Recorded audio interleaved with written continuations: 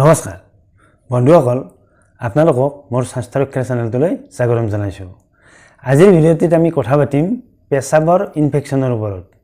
পেচাবৰ ইনফেকশ্যন মানেনো কি আৰু পেচাবৰ ইনফেকশ্যন কিয় হয়, পেচাবৰ ইনফেকশ্যন হ'লে কি কি লক্ষণ বা কি কি স্বাস্থ্য সমস্যা দেখা দিয়ে, লগতে পেচাবৰ ইনফেকশ্যন আমি কিদৰে প্ৰতিৰোধ কৰিব পাৰোঁ বা পেচাবৰ ইনফেকশ্যন আমি কিদৰে নাইকিয়া কৰিব পাৰোঁ সেই বিষয়ে আজি ডিটেইলছত কথা পাতিম।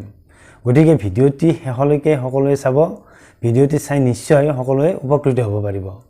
বন্ধুসকল, এইখিনিতে আপোনালোকৰ প্ৰতি এটি অনুৰোধ, যদিহে আপোনালোকে আজি ভিডিঅ'টি চাই ভাল পায় তেনেহ'লে ভিডিঅ'টিত লাইক এটা কৰিব, লগতে আমাৰ স্বাস্থ্য ৰক্ষা চেনেলটো ছাবস্ক্ৰাইব কৰি থ'বলৈ আপোনালোকক অনুৰোধ জনালোঁ। এতিয়া আহোঁ মূল কথালৈ, অৰ্থাৎ প্ৰস্ৰাৱৰ ইনফেকশ্যন কিদৰে হয়। আমি সকলোৱে জানো যে আমাৰ পায়খানাৰ ৰাস্তা আৰু প্ৰস্ৰাৱৰ ৰাস্তা একেবাৰে ওচৰা ওচৰি, আৰু পায়খানাৰ ৰাস্তাৰ চাৰিওকাষে কিছুমান বেক্টেৰিয়াৰে ভৰি থাকে, আৰু এই বেক্টেৰিয়াবোৰৰ ভিতৰত ইকোলাই নামৰ এবিধ বেক্টেৰিয়া থাকে। আৰু যেতিয়া আমাৰ পায়খানাৰ ৰাস্তাৰ চাৰিওকাষৰ এই বেক্টেৰিয়াবোৰৰ পৰিমাণ বাঢ়ি যায়, তেতিয়া এই বেক্টেৰিয়াবোৰে আমাৰ প্ৰস্ৰাৱৰ ৰাস্তাৰে ভিতৰলৈ সোমাব পাৰে, আৰু এনেদৰে প্ৰস্ৰাৱৰ ৰাস্তাৰে ভিতৰলৈ সোমাই যোৱাৰ ফলত ইনফেকশ্যনটো হয়। সাধাৰণতে মহিলাসকলৰ এই ইউৰেথ্ৰাৰ দৈৰ্ঘ্য পুৰুষসকলৰ ইউৰেথ্ৰাৰ দৈৰ্ঘ্যতকৈ যথেষ্ট কম, গতিকে মহিলাসকল বেছিকৈ প্ৰস্ৰাৱৰ ইনফেকশ্যনত ভোগা দেখা যায়। আৰু যদিহে আমি এই পায়খানাৰ ৰাস্তাৰ চাৰিওকাষটো পৰিষ্কাৰ কমকৈ কৰা হয় বা বেছিকৈ লেতেৰা হৈ থাকে, যাৰ বাবে বেছিকৈ এই বেক্টেৰিয়াবোৰৰ সংখ্যা বাঢ়ি যায়, তেতিয়া এই প্ৰস্ৰাৱৰ ইনফেকশ্যনৰ চান্সো বাঢ়ি যায়। সেইবাবে আমি যিমান পাৰি সিমান এই ঠাইখিনি আমি সদায় চাফ চিকুণ কৰি ৰখাটো অত্যন্ত দৰকাৰ। আৰু যদিহে কোনো কাৰণত আমাৰ প্ৰস্ৰাৱৰ ফ্ল'ৰ পৰিমাণটো কমি যায়, তেতিয়াও এনেদৰে প্ৰস্ৰাৱৰ ইনফেকশ্যন হোৱা দেখা যায়। সাধাৰণতে ঠাণ্ডাৰ দিনতকৈ গৰমৰ দিনত আমাৰ প্ৰস্ৰাৱৰ ফ্ল'টোৰ পৰিমাণ কিছু কমি যায়, যাৰ বাবে ঠাণ্ডাৰ দিনতকৈ গৰমৰ দিনত প্ৰস্ৰাৱৰ ইনফেকশ্যন বেছিকৈ হোৱা দেখা যায়। ইয়াৰ উপৰিও লেতেৰা ঠাইত বহি পেচাব কৰিলেও পেচাবৰ ইনফেকশ্যন হোৱা দেখা যায়। আৰু সাধাৰণতে আণ্ডাৰৱেৰবিলাক যদি নিয়মীয়াকৈ সলনি কৰা নহয়, তেতিয়াও এনে পেচাবৰ ইনফেকশ্যন হোৱা দেখা যায়।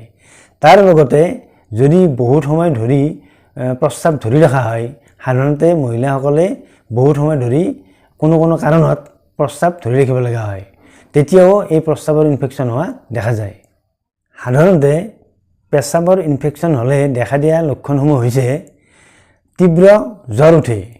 যেতিয়া পেচাবৰ ইনফেকশ্যন হয়, তেতিয়া মানুহজনৰ কঁপনি জ্বৰ উঠে আৰু জ্বৰৰ পৰিমাণ বহুত বেছি হয়, আৰু কঁকালৰ বিষ হয়। পেচাবৰ ইনফেকশ্যন যেতিয়া হয়, তেতিয়া কঁকালৰ দুয়োকাষে বিষ হয়, আৰু লগতে পেচাব কৰিলে পেচাব জ্বলা পৰা বা তীব্ৰ যন্ত্ৰণা অনুভৱ হয়। আৰু যদিহে ইনফেকশ্যনৰ পৰিমাণ বেছি হয়, তেতিয়া কিডনিও ইনফেক্টেড হ'ব পাৰে। গতিকে এই পেচাবৰ ইনফেকশ্যনৰ এনে লক্ষণবোৰ যেতিয়া দেখা যায়, তেতিয়া এজন চিকিৎসকৰ ওচৰত চপাটো অতি দৰকাৰী হৈ পৰে। এতিয়া কথাটো হৈছে, আমি এই প্ৰস্ৰাৱৰ ইনফেকশ্যনৰ পৰা কিদৰে হাত সাৰি থকাটো সম্ভৱ।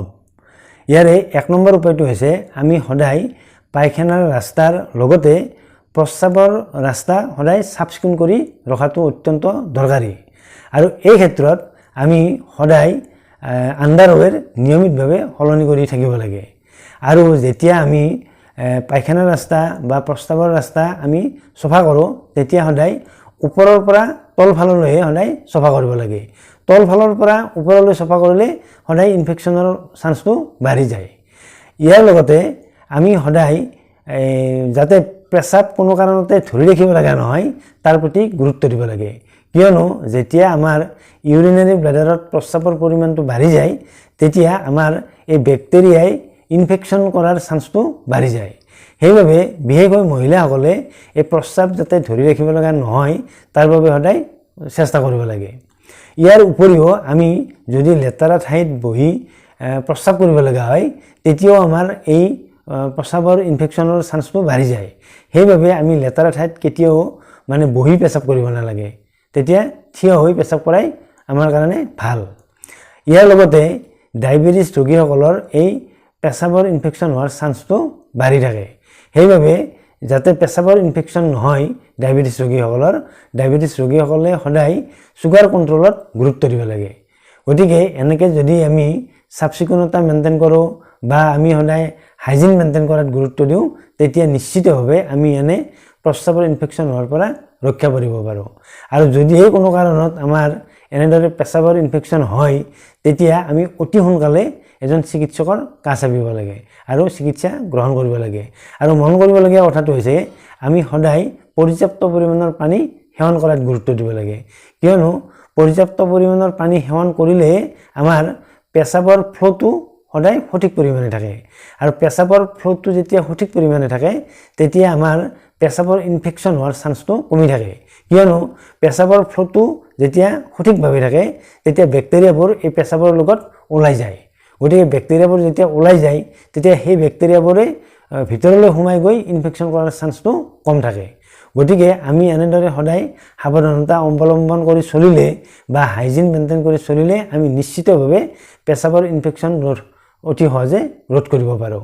আৰু মন কৰিবলগীয়া কথাটো হৈছে যে আণ্ডাৰৱেৰ আমি নিয়মিতভাৱে সলনি কৰি থাকিব লাগে।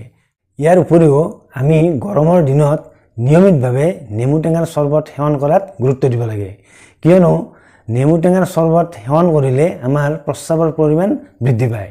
আৰু প্ৰস্ৰাৱৰ পৰিমাণ বৃদ্ধি পোৱা মানে প্ৰস্ৰাৱৰ ফ্ল'টো বৃদ্ধি পোৱা, আৰু প্ৰস্ৰাৱৰ ফ্ল' বৃদ্ধি পোৱা মানে আমাৰ বেক্টেৰিয়াৰ ইনফেকশ্যনৰ চান্সটো কমি যোৱা। ইয়াৰ উপৰিও নেমু টেঙাত যিহেতু পৰ্যাপ্ত পৰিমাণে বা যথেষ্ট পৰিমাণে ভিটামিন চি পোৱা যায়, আৰু এই ভিটামিন চিৰ বাবে আমাৰ ৰোগ প্ৰতিৰোধ ক্ষমতা বৃদ্ধি পায়।